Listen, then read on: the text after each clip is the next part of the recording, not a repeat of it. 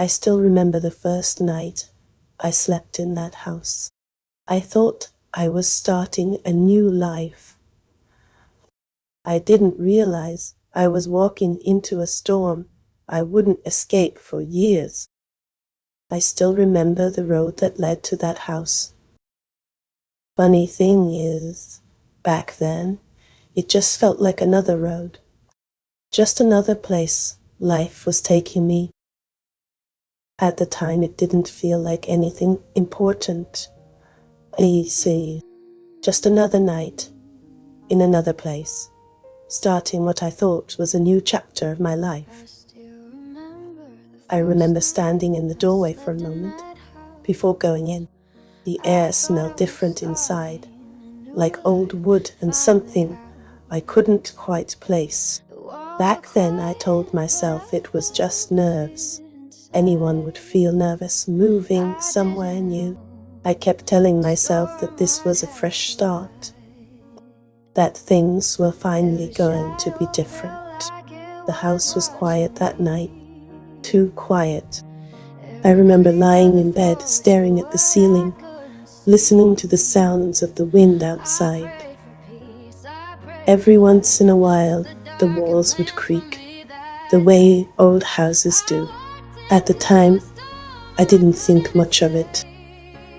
Looking back now, I think something in me already knew. You know how sometimes your instincts try to warn you, but you don't listen because you want something to work so badly. That's how it was for me. I wanted that house to mean a new beginning.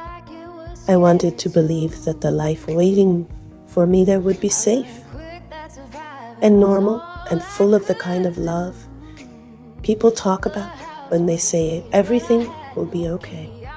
But sometimes life doesn't tell you the truth right away. Sometimes the storm is already there.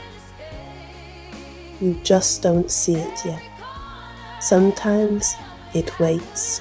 It lets you settle in, get comfortable, start believing the story you've told yourself, and then slowly, piece by piece, it shows you what was really there all along.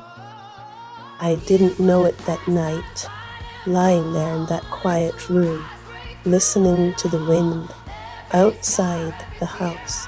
But that door I walked through that evening was the beginning of a storm that would stay in my life for years.